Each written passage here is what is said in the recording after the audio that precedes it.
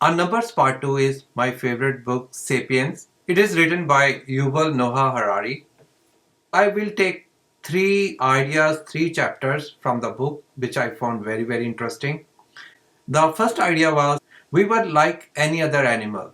How we became the master of the world, how we became the god. According to historians, it happened due to cognition revolution where humans started exchanging ideas to another human being. We human beings can communicate to another human beings in details, whereas other animals cannot do. There are species of monkeys who can communicate to each other in different languages, but their vocabulary is limited. They can only tell, look, there is a lion coming. Look, there is an eagle on the top. Whereas human beings can tell more detailed stories, we can tell other person, oh, there is a lion near the lake.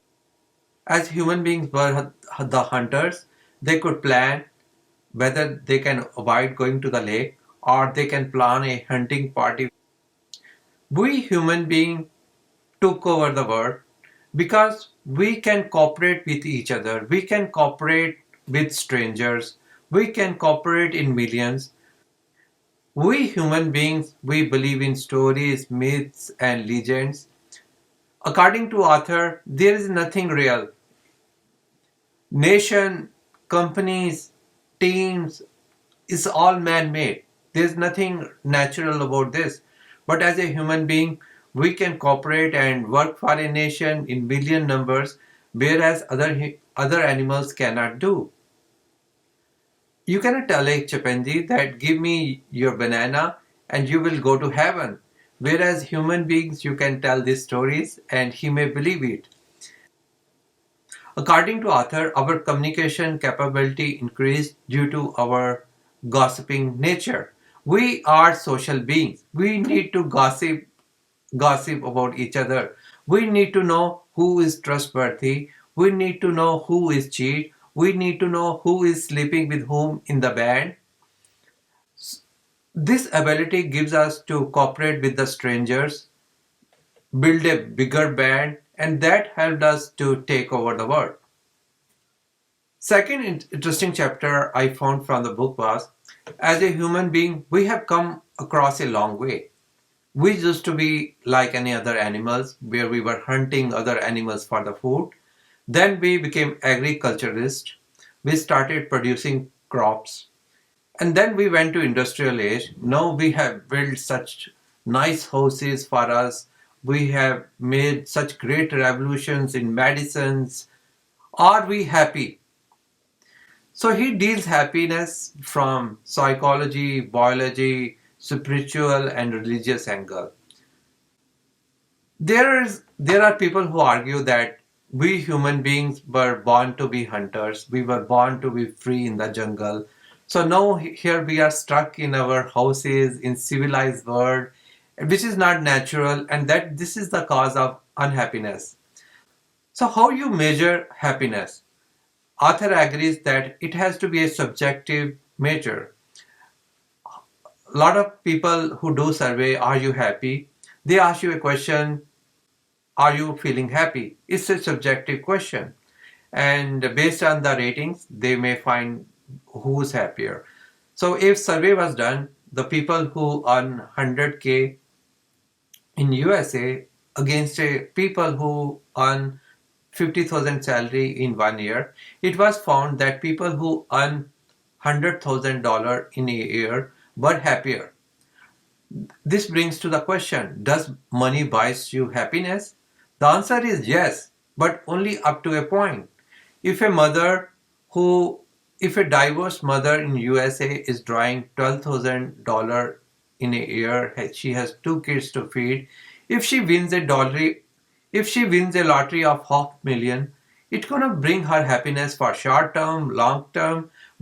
Whereas a executive who's earning $250,000 in 1 year, a lottery of half million is gonna bring him just short term reliefs. It was found in the survey that the strong ties with the community and family matters. A Divorced billionaire would be less happy than a middle-aged working class man who has strong community and family ties. It was also found that people who have illness and pain for the long term, their happiness is less. Another interesting fact about happiness is there is objective criteria and there is a subjective expectation. Suppose we are getting a raise and we expect 10% raise. And if we get 5% raise, we are going to feel unhappy. Whereas if we were expecting 2% raise and we get 5% raise, we are going to feel very happy. Oh, we got a good raise. Then it comes to the biological angle. A lot of biologists think happiness is determined by a complex system of nerves, neurons, synapses, and various chemical substances such as serotonin, dopamine, and oxytocin. So, if you are sad, maybe you need a pill to be happy, according to this biologist. If you take this biologist argument seriously, so people who led the French Revolution was unhappy, and after French Revolution they were still unhappy.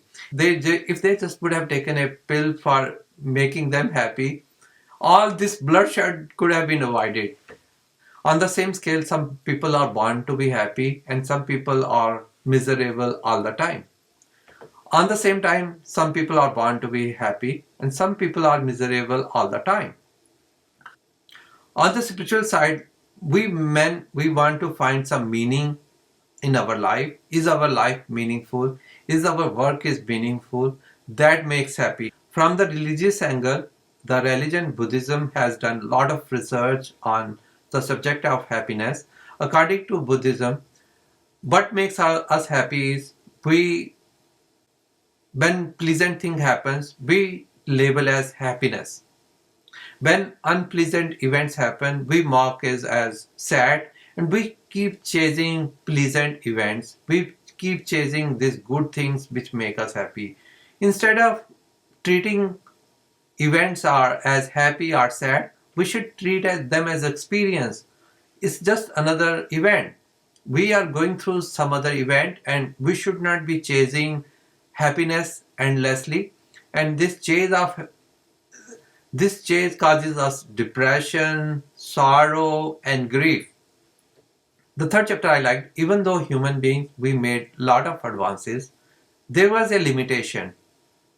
Before 21st century, we couldn't control the evaluation. Uh, Animals were born as a part of natural selections. They were have certain characteristics. Again, according to natural selection, we were subjected to same natural selection biology rules. We live, we breathe, we die. When man was hunting wild cocks in the jungle, men wished the cocks were slow and fat. For a long time, human beings had no control over that.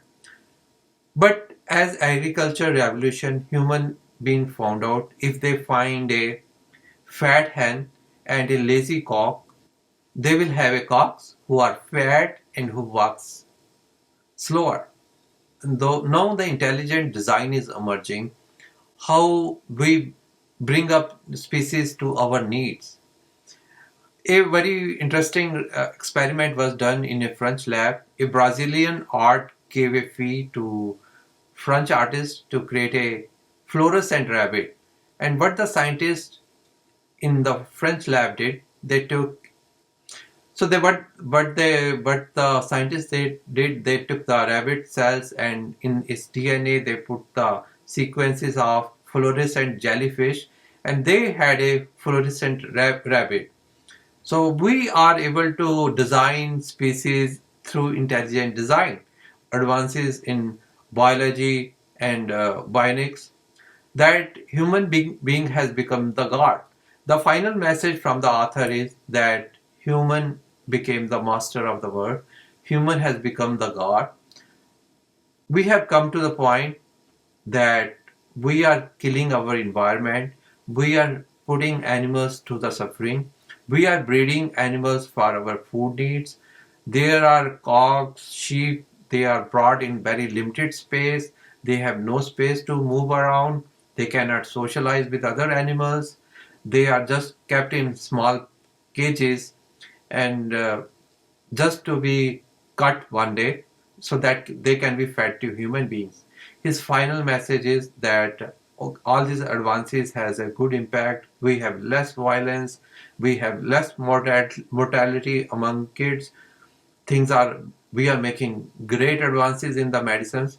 So we should be kind to our surroundings and other animals too. So friends, if you like this video, watch my other videos in business book reviews.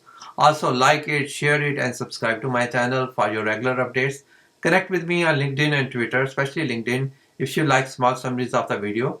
I will be posting a lot of small summaries of the video on LinkedIn. Thanks again.